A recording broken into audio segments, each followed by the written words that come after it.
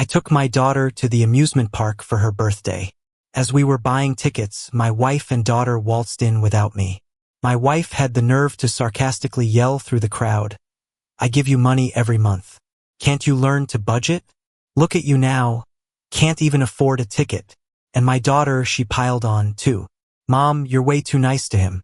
He doesn't do anything at home and has no clue how hard you work to make money." I checked my balance, 32 left. Embarrassment, shame, and anger slammed into me all at once. I was shaking with rage. $1,500 a month to support everyone, and I still get these random jabs of malice. I'm done with these ungrateful brats. My daughter clamored for a birthday trip to the park, so I dusted off a 4-year-old shirt from the bottom of the wardrobe to replace my old washed-out t-shirt.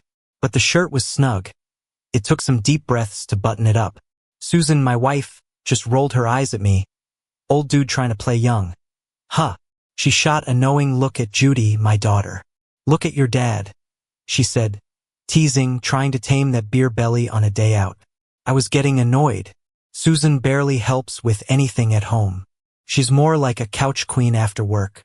Judy's following her mom's footsteps, constantly making a mess. It's like caring for 2 big babies in the house. Who's got time to worry about a figure? Just when I was about to shoot back, Judy jumped in. "It's not true." For a moment, I felt relief. Maybe she understood me.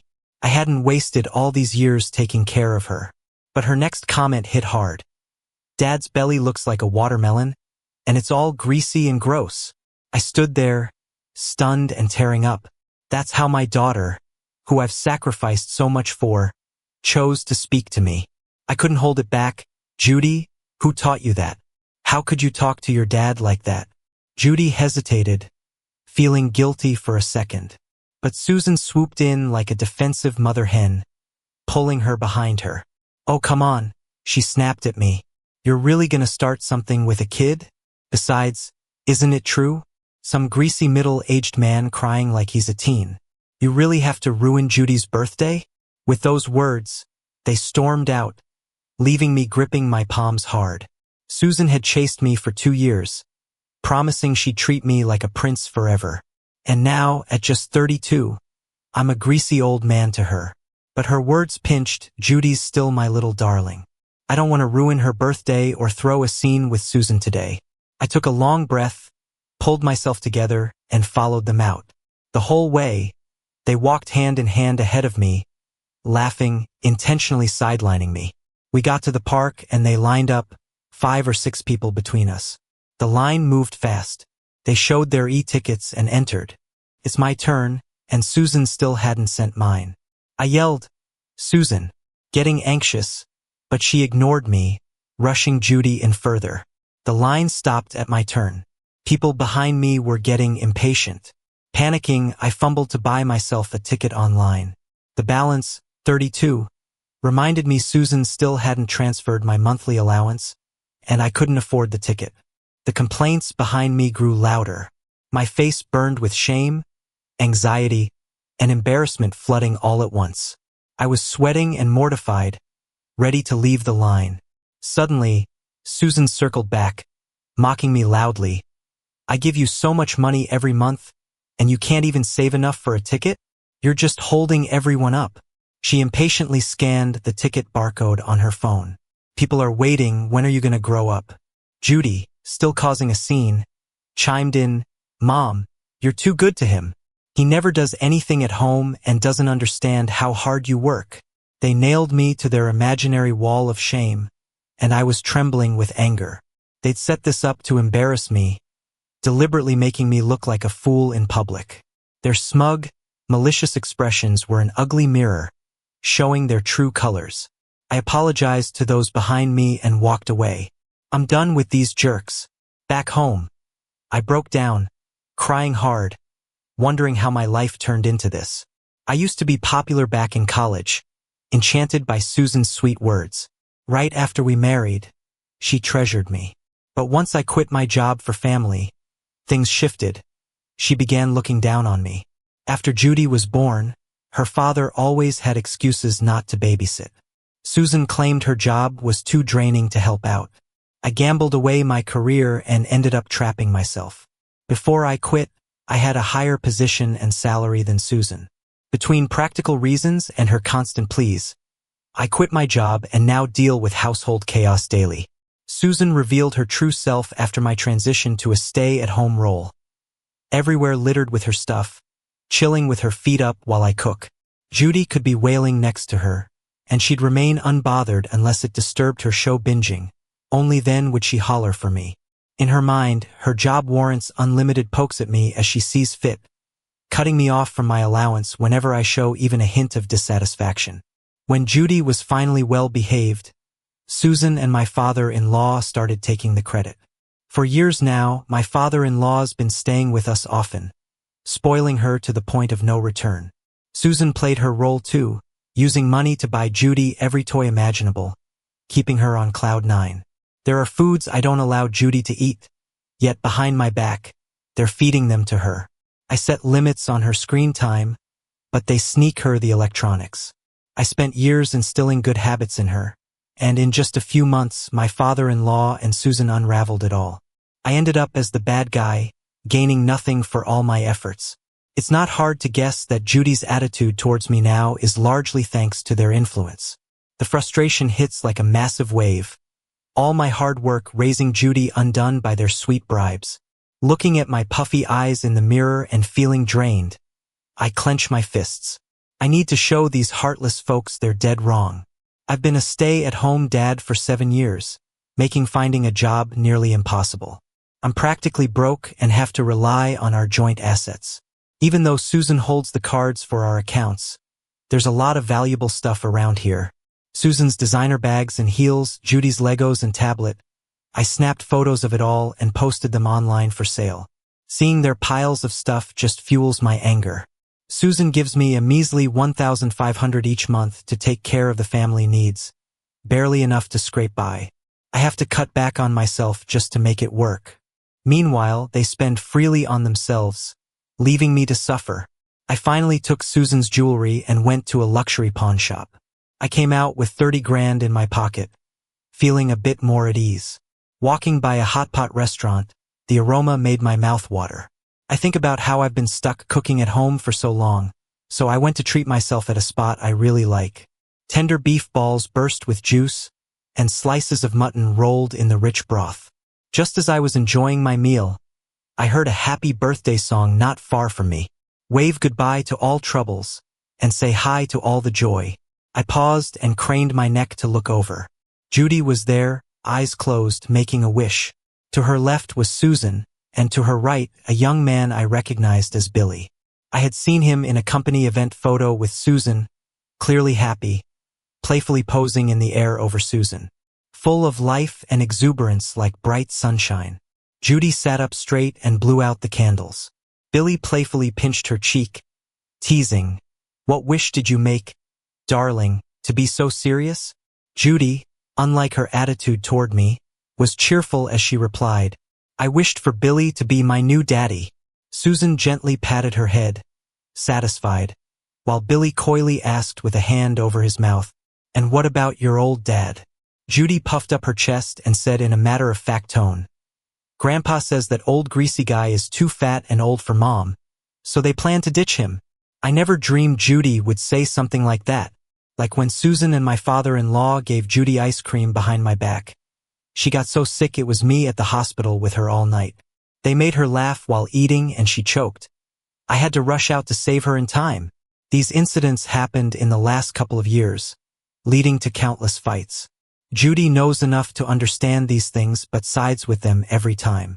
Feeling like a knife twisting in my heart, I realize the ungratefulness runs deep in the genes. This marriage has to end. Finding food tasteless, I decided to take action. I bought some mini cameras to gather more evidence against them. When I got back, they were lounging on the couch with snacks, with wrappers scattered around. Susan barely looked over when she heard the door, saying, "Some people still know to come back, huh?" Acting all mad, wasting one of my tickets. If you're so capable, why not stay out for good? Rage flared up, and I slammed the door shut. "You wish I'd never come back, huh? Makes it easier for you to replace me, doesn't it?" Judy, hearing my tone, ran at me with a toy doll. You don't make any money. Why are you yelling at Mom? Beat you. Beat you. Taking a deep breath with closed eyes, I felt no love for Judy anymore.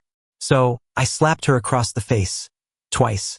Judy stood there, stunned, and Susan jumped up, furious. Dave, you lunatic. Hitting a kid. She's right. You're living off me. Without my money, you'd be nothing. I grabbed the toy and hurled it at Susan's head. Say one more word and watch me tear that mouth off. The plastic toy hit Susan spot on, and I quickly retreated to lock myself in the bedroom, knowing I couldn't take her on if it came to that. Once the door was closed, I could hear Judy crying and Susan shrieking outside, and that tension inside me finally eased a little. Susan kicked at the door a few minutes later. Dave, you can forget about this month's money. Let's see how long you can act tough.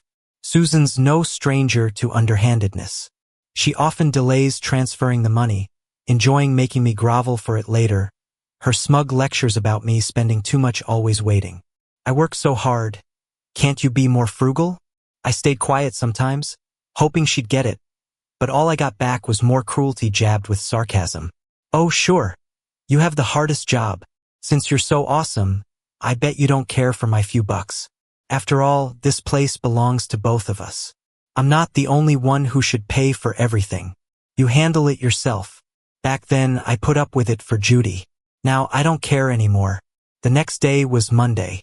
My body clock woke me up on time. I used to get up early every morning, rushing like crazy to make breakfast for those two rascals. I'd nag Judy to wash up, eat, and then I'd take her to school. I couldn't sleep anyway, so I decided to take a walk and clear my head. The morning air was fresh. The streets were practically empty. There were even birds happily chirping in the trees. Turns out, I was just bogged down by all that mundane stuff. Once you step away from it, it's a different world out there. I got back home over an hour later. The door opening woke up Susan, who was sleeping in the spare room. She screamed out, "Damn it," and rushed out. Dave, why didn't you wake me up? I looked at her messy hair and the bruise on her forehead, trying hard to hold back my laughter. I rolled my eyes and said, "Don't you have hands? Can't you set an alarm?"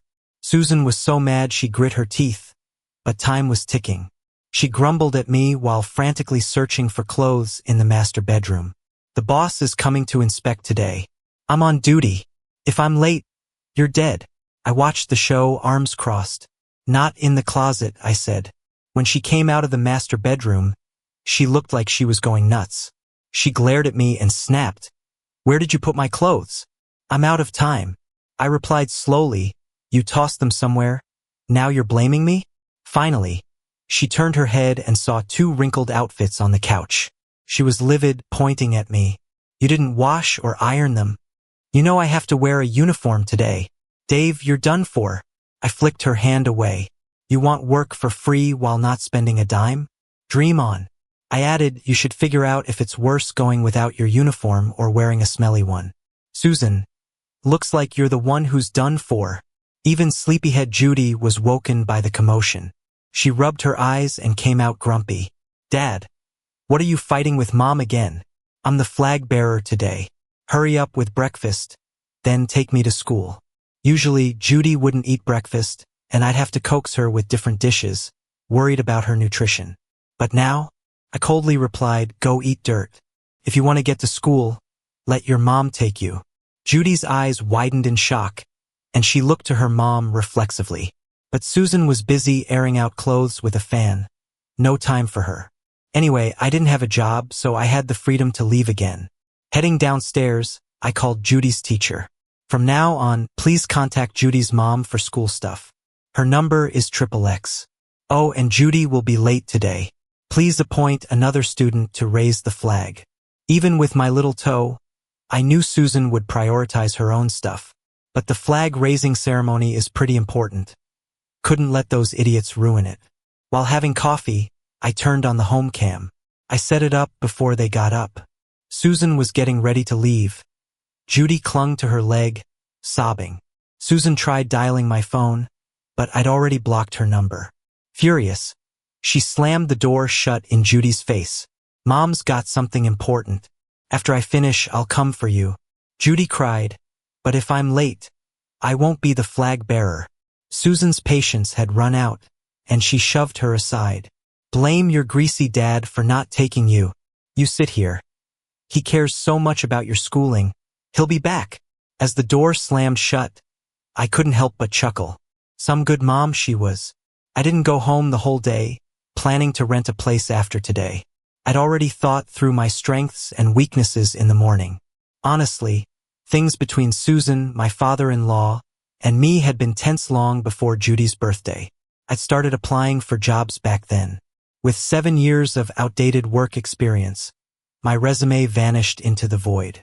So, I decided to leave the workforce and find a new path. One of my best skills has always been my dexterity. Back in college, I crafted leather goods for myself and friends, and after Judy was born, I made her little shoes and trinkets. Even her kindergarten craft projects always won first place. I had joined parenting groups to learn more for Judy's upbringing. Whenever I shared my crafts in those groups, people praised them. It was my one source of pride in that monotonous domestic life. I shared my intention to take orders in a group, and soon enough, a bunch of parents reached out for custom leather goods. With things so chaotic at home and planning a divorce, I'd need my own place to work in peace. As I looked for apartments, I occasionally peeked at the cam. Judy was clearly starving. There wasn't much to snack on. Yet who cares? I only kept an eye on her to make sure she wasn't in danger alone. Being hungry for a day isn't a big deal.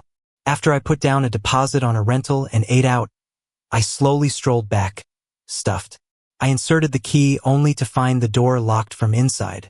I checked the cam and saw my father-in-law, Susan, and Judy waiting to mock me. Without hesitation, I turned to leave. That got my father-in-law worried, and he quickly opened the door, shouting with full force, "Dave, what are you doing? Off to see your lover?" I looked back into his harsh eyes. I used to respect him as an elder and be polite. But now, I shot back without hesitation. "Dad, weren't you the one who locked me out? I thought there might actually be something scandalous inside that you didn't want me to see. You're not young anymore, so why are you always talking about wild women and have your mind full of adult stuff? I'm worried you won't be able to handle it physically." Hearing this, my father-in-law clutched his chest and pretended to collapse. Susan quickly supported him, scolding me, "How could you say that? If something happens to Dad because of you, I swear I'll divorce you right away. Get in here and apologize to Dad." I thought someone had already bought the stuff I was selling online, so I needed to ship it fast and went inside too. My father-in-law seemed to think Susan's words worked on me. As soon as I got in, he perked up and started lecturing me. "Dave, do you even deserve to be a dad? My granddaughter was hungry all day. Go cook now. And the house is a mess. Are you blind? Don't eat after cooking. Just clean it up." Judy was hiding behind my father-in-law, trying to bully and kick me, but I shot her a look. Having remembered last night's slap and the hunger from yesterday, she realized crossing me would be a pain and backed off reluctantly. I turned my focus back to my father-in-law, smiling and holding out my hand. "Pay up. At market rates for housekeepers, it's about $1,000 a month, groceries not included." Susan got furious.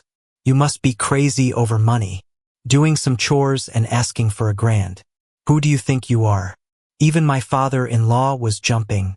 "My daughter married you to take care of the family. It's a husband's duty to support the whole family. What kind of feudal nonsense is that?" I lazily cleaned my ears. "I've eaten. You guys do whatever you want. You messed up the house, not my problem. If you don't like it, you clean it. I'm not moving a finger." With that, I strode back to the room. I heard some rustling outside, and then Susan shouted into the room, "Dad, honey, I'm taking you out to eat. Let's see how he acts tough when he's broke."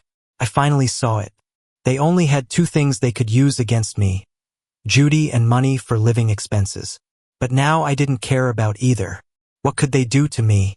While they went out to eat, I packed and shipped the stuff I sold, happily calculating that I'd earn another couple of $1,000. Just then, the moving service I called arrived too. I left a note and took off with my workbench, household appliances, and essentials, moving to a rental place. Did they think they could push me around? No way. I bet when they came back full, they'd be shocked to find half the stuff gone. When they saw my note, my father-in-law slumped to the ground moaning about how unfortunate the family was to get such a shameless son-in-law. Susan was furious and called me, "Dave, you've crossed the line. You dare to move our stuff? Bring it back right now." I calmly replied, "No way." Seeing I wouldn't budge, she started threatening and insulting me. "Don't think I'm joking. If I really divorce you, who's gonna want you? A man in his 30s with a kid and no job?" She knows how to hit a guy where it hurts. But come on. I'm 6 feet tall and weigh about 140 pounds. Maybe a bit chubby, but I'm definitely not greasy. She tried to manipulate me, so why should I hold back? So you're not bad in bed because of me? Huh? If it's not wanting sex, it's infertility. When your dad blamed me for the kid thing, why didn't you stand up like now? I went through so much for Judy. Be grateful. And now you dare to criticize me. That's nonsense. I've recovered and... Susan blurted something out, then quickly stopped. Or what? Looks like things are moving with Billy. Interesting. She drank a lot at social events and pulled all-nighters watching shows. Her state worse than in her 20s. No way she'd conceive naturally. But women just have that confidence. Judy didn't hear what I said but saw her mom's bad face and shouted into the phone. "Dad's a thief. He stole the couch, fridge, washing machine, aircon. I'll call the police." I laughed. "Susan, your daughter doesn't know who bought these, but you do. I took my pre-marriage purchases. Let her know. Oh, and I'm agreeing to the divorce. I'll send you the papers soon." I hung up before she could say anything else. Those big items didn't matter. What would really hit them is missing essentials. Soon, they realized the seriousness of the missing items. Want to use the phone? No Wi-Fi. Want a shower? No soap. Want to use the bathroom? No toilet paper. Stores were closed. They could hold lots of things, but not this, especially after stuffing themselves. Finally, fuming, they packed and went to a hotel. The next day, when I had set up my new place, my father-in-law arrived at the old place, struggling with a big bag. He eagerly dialed a number. I took Judy to preschool and got some stuff. "I'm exhausted. I can't do this. Get that boy back." "What? Not answering. Does he expect me to do housework? You ungrateful daughter. I raised you, and now in old age, I have to put up with this. That Dave punk. When I see him, I swear I'll break his legs." Whatever Susan said next made him finally smile. "Fine, I'll clean and buy some groceries. Bring him over tonight. It's actually a good thing he's not around. It frees up space for our family of 5. Looks like Susan couldn't wait and brought Billy to their love nest today. Evidence just handed over. Better take what I can. Now I just treat them like virtual pets. No more emotional swings from me. I exit the surveillance screen and grab my leather material, focusing on my craft. Absorbing, doing what I love. I just ordered simple takeout for lunch and then dove right back in. After finishing 2 wallets, I stretch and realize it's already getting dark. I check the video. Susan and the whole gang, including Billy, are having dinner now. My father-in-law, who never has a good word for me, is smiling like a flower, constantly serving him food. Judy is hanging onto his arm, sweetly saying, "Billy, you're so handsome. I really like you. Unlike that greasy uncle, he's fat, ugly, mean, and controlling. It's so embarrassing to think of him as my dad. Hurry up and marry Mom." The dinner felt more like a tribunal against me, with my father-in-law and Susan listing all my faults. What? Talking crap about me makes her cheating okay. After dinner, my father-in-law, who doesn't even lift a finger in front of me, briskly washes the dishes and takes Judy out for a walk, giving Susan and Billy some alone time. Billy drops his polite act, pouts, and says, "Your dad and daughter around all the time is such a hassle. When we get married, send them back to the countryside. I don't want to be cramped with all of them. And yeah, even though you make 40 grand a month, we'll only give them 1,000 each. They won't need more back home anyway." Susan nods quickly, agreeing to whatever he says, leaning in for a kiss. "Wait, with all those people around, I forgot to ask you something." Billy pushes her back and says, "Why does the house have no furniture or electronics?" Not even a bit fazed. Susan pulls him close and says in a pampering voice, "All because of that greasy uncle." I confronted him, and in a fit of rage he took half the stuff with him. But it's all junk anyway. What's important is that we can be together for real soon. And hey, when we marry, we'll redecorate according to your taste. Wouldn't that be nice? Susan is still a pro with her sweet talking, just like when she had me pay for renovations after buying the house. Billy isn't as gullible as I was back then. He flashes his phone in her face and says, "If you want me to help with renovations, pay up first.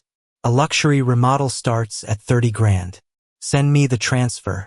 Susan awkwardly laughs and pushes the phone away. "We've got plenty of time for that. Let's focus on our thing first before they come back." The two of them made their way to the master bedroom, making out, and went at it. I saved the video, trying not to gag. Thinking about my father-in-law and that ungrateful brat's future made me laugh. My leather orders are getting great feedback, and soon more clients are booking custom pieces. Some even suggested I try making motorcycle bags, vintage postman bags, and other styles to expand online. It's like I've discovered a whole new world. I started filming my process, learning to edit videos. Life turned hopeful and routine. Every morning starts with an hour of Pamela Reif's workout, followed by a light, nutritious breakfast. Then it's work time, recording the process on my phone. After dinner, I relax in bed, editing and posting the videos. The account's not exploding, but the occasional order brings me joy. Things were looking up. No more worrying about running out of cash and going hungry. Around then, my lawyer drafted the divorce papers. I printed out all the evidence of Susan's affair, threw on a coat, and headed back to our old place. Opening the door, I was hit by the stench. The place, once tidy, now screams. Filthy. No surprise. Susan started bringing Billy by every day. My father-in-law pretended for a week before showing his true colors, bossing Billy around. Billy wasn't having any of it, made excuses about helping his pregnant ex and bailed. Said she needed care and never came back, leaving them to their laziness. They washed piled-up underwear, took out trash every few days, and the floor hadn't seen a mop since Billy left, let alone any other chores. The chaos meant Judy couldn't find her Legos or tablet, but figured it was her own mess. My father-in-law stayed in bed till noon, making Judy consistently late to school. Cooking was out, waiting for takeout was their mealtime routine. Judy was delighted. No early mornings, junk food galore, no study rules, and no scolding for bad habits. Susan thought of hiring a maid but dropped the idea seeing the rates, settling on her dad making do with the cleaning. When I walked in, all three glared. My father-in-law opened with sarcasm. "Thought you died out there. What a disappointment." I snapped back. "They say pests like you live forever. You'll probably outlive us all." "Dave, why are you being such a jackass the minute you walk in?" Susan grabbed a slipper, ready to charge me. I flashed my pepper spray, and Susan immediately backed off. Only then I spoke. "Trying to talk to animals like you wouldn't understand human language, would you? But if you want to chat, let's indulge. This is the divorce agreement. Susan, I'm only taking 90% of your savings. The house can stay since it's your pre-marriage asset." Hearing me mention money, my father-in-law, clutching his chest for breath, lost it. "You gold digger. My daughter's earnings aren't yours. Have you no shame? My daughter took care of you for 7 or 8 years, gave you the big house, and never asked you for money because she's kind. To have you as a son-in-law is truly the worst luck." Susan finally snapped. "What's your problem? I'm the one carrying this family. It has nothing to do with you, and you dare talk to me about divorce and money?" I chuckled and slammed the proof right into her chest. "You've always been blind to others' efforts. I work my ass off at home, but you never see it. You can see these though, right? If you still can't, I don't mind sending them to everyone at your company for a look. By the way, remember when you got in trouble for that shabby outfit while hosting? Your boss wasn't happy with you. And later, you kept taking calls for your dad and the school during work hours, leading to a public critique. Let me guess, if your boss sees this, would you and Billy both get fired?" Susan looked over each page, her face growing darker. "Dave, you set me up?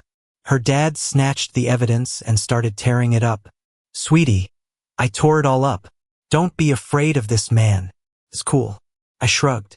I can print 1,000, 10,000 more copies. Take your time tearing them up. Her dad feigned a heart attack, clutching his chest. If something happens to me, it's all on you. You'll be responsible. Fine, when you die, I'll make sure to toss your ashes into a stinky ditch. I replied casually, then turned back to Susan. So, as soon as you sign, you can live happily ever after with your true love? Isn't that great? She scoffed through her nose. Do you think I'll be scared by these threats? I could easily find another job. Cheating is no big deal for women. I smiled slyly, showing her a video on my phone of her and her lover.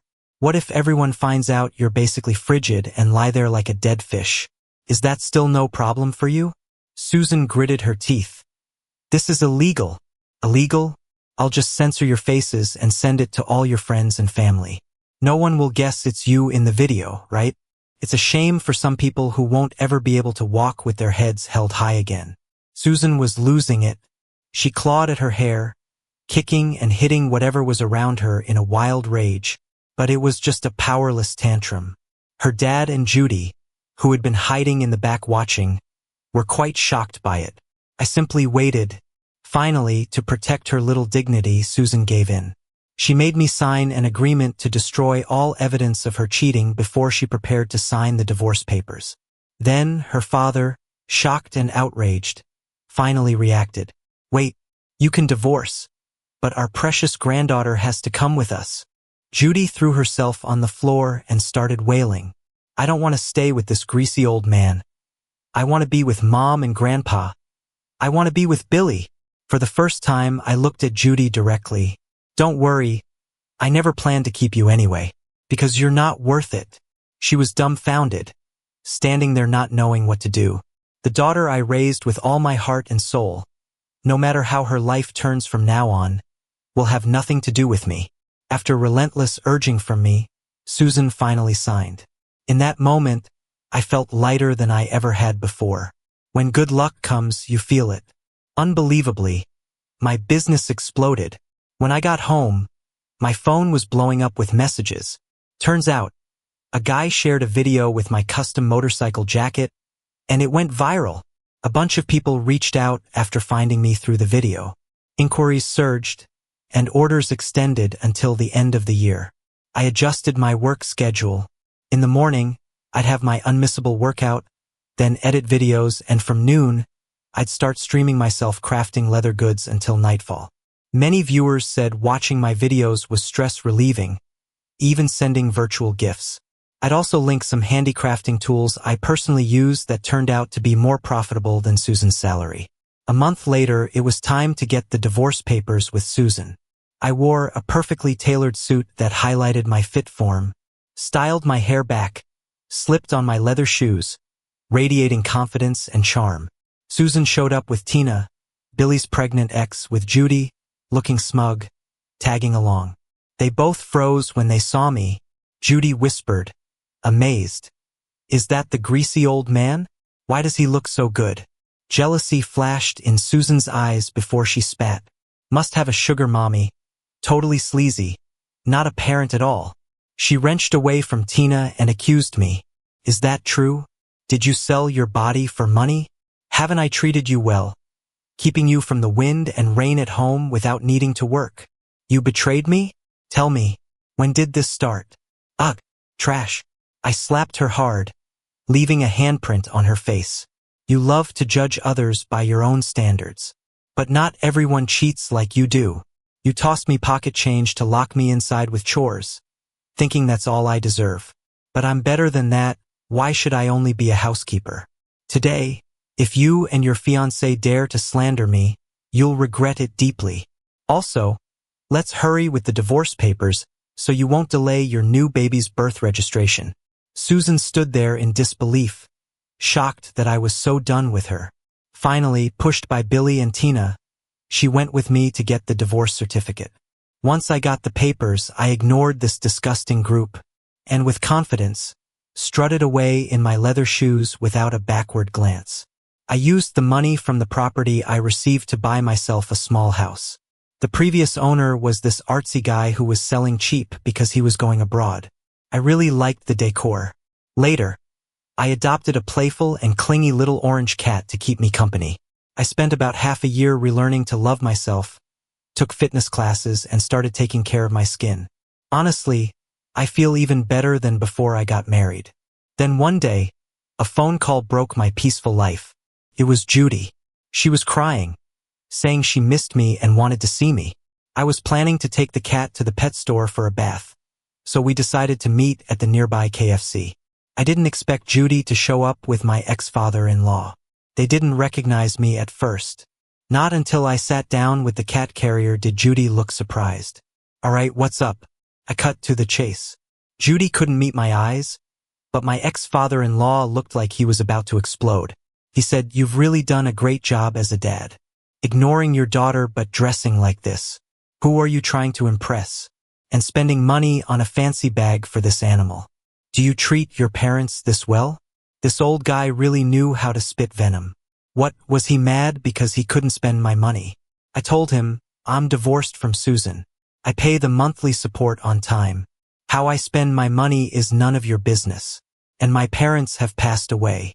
If you're curious about how I treated them, you can go ask them yourself." That shut him up. I turned my attention back to Judy. "So, if there's nothing else, I'm leaving." Judy suddenly stood up and grabbed my sleeve. I waited quietly for her to speak. Her face turned red, and just when I was about to lose patience, she said, "Billy wants to send me and Grandpa back to the countryside because he says the house is too crowded." Judy's voice got softer, almost like she was about to cry. "Oh, then go ahead," I replied. 6 people in one house is crowded. Didn't you and Grandpa really like Billy? I'm sure you'll agree to his request." My reaction definitely wasn't what Judy expected. She looked shocked. My ex-father-in-law couldn't stay still anymore. "Even a tiger won't eat its cubs. You're a cold-hearted father, letting your daughter be sent to the countryside." He played the double standards well, trying to blame me. The truth was, he was just scared of being sent away and having to take care of the pampered little angel himself. I crossed my arms and smiled at him. "I'm divorced, not dead. Susan has custody. Why aren't you asking her? Susan never told you. She couldn't have kids before.